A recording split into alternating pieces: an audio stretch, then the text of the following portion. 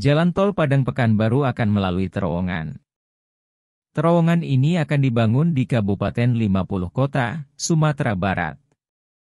Terowongan ini dibangun untuk melewati pegunungan Bukit Barisan.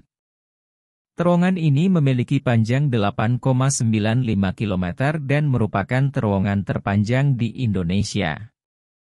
Lalu metode seperti apa yang dipakai untuk membangun terowongan tersebut?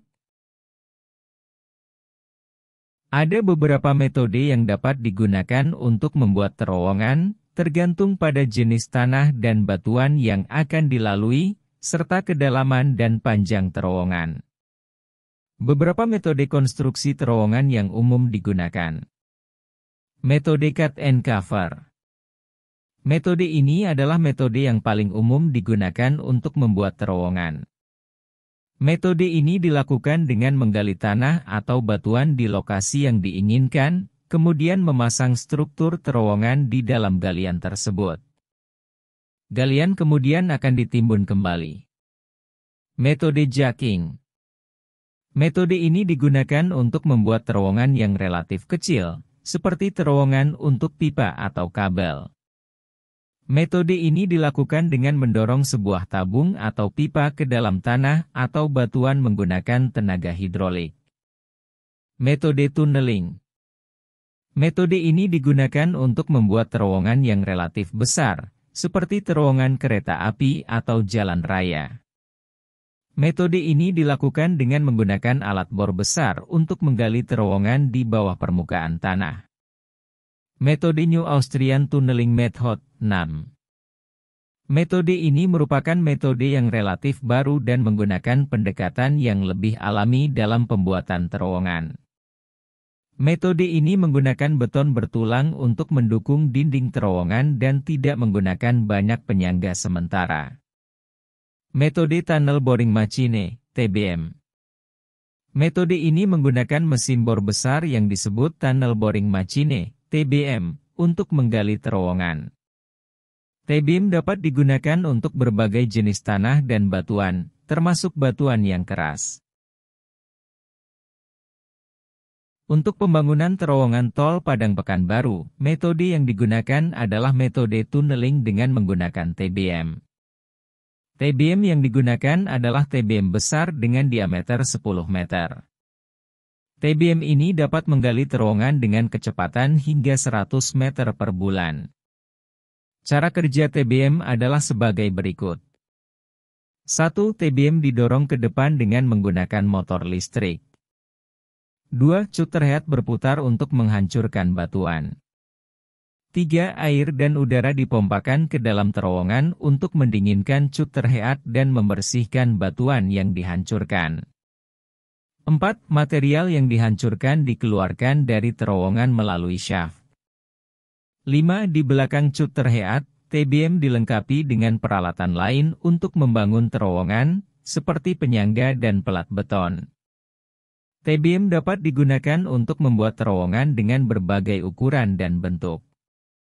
TBM juga dapat digunakan untuk membuat terowongan di berbagai jenis batuan. Metode Tunnel Boring Machine, TBM, dikembangkan oleh negara Jerman pada awal abad ke-20. Metode ini pertama kali digunakan untuk membangun terowongan kereta api di bawah Sungai Elbe di Hamburg, Jerman, pada tahun 1907. TBM pertama kali dikembangkan oleh seorang insinyur Jerman bernama Wilhelm Herrenknecht.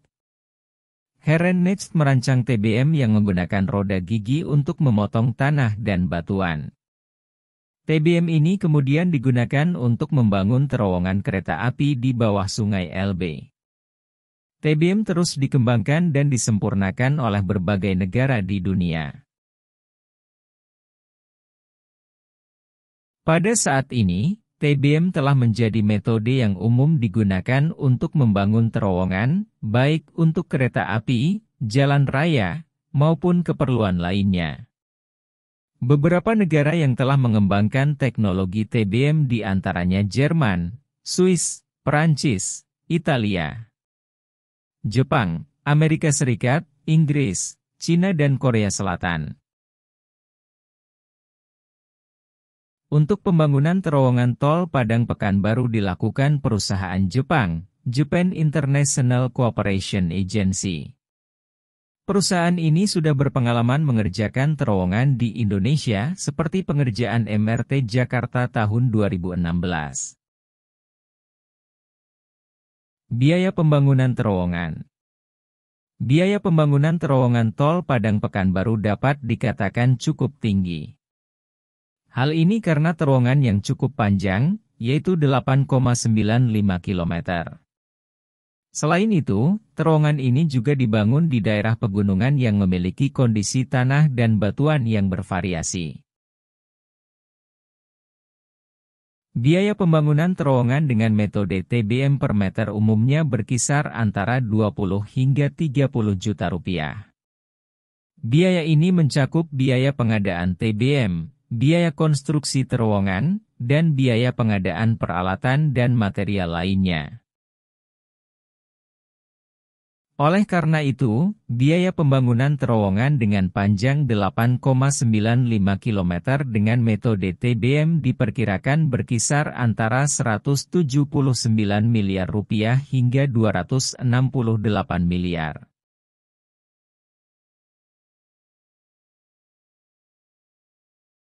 Namun, biaya ini dapat bervariasi tergantung pada beberapa faktor, seperti kondisi tanah dan batuan, jenis TBM yang digunakan, serta peralatan dan material yang digunakan. Kelebihan metode TBM dalam pembangunan terowongan tol Padang Pekanbaru. Pembangunan terowongan dapat dilakukan dengan lebih cepat.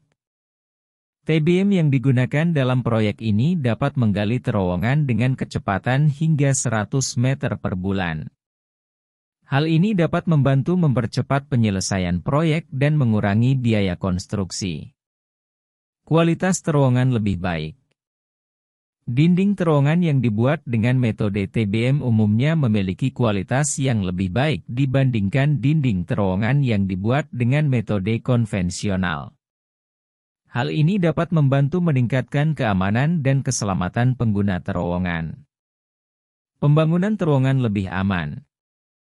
TBM dapat membantu meningkatkan keamanan dan keselamatan pekerja selama proses konstruksi terowongan. Hal ini dapat membantu mengurangi risiko kecelakaan kerja. Secara keseluruhan, metode TBM merupakan metode yang efektif dan efisien untuk pembangunan terowongan. Metode ini dapat membantu mempercepat penyelesaian proyek, meningkatkan kualitas terowongan, dan meningkatkan keamanan dan keselamatan pekerja.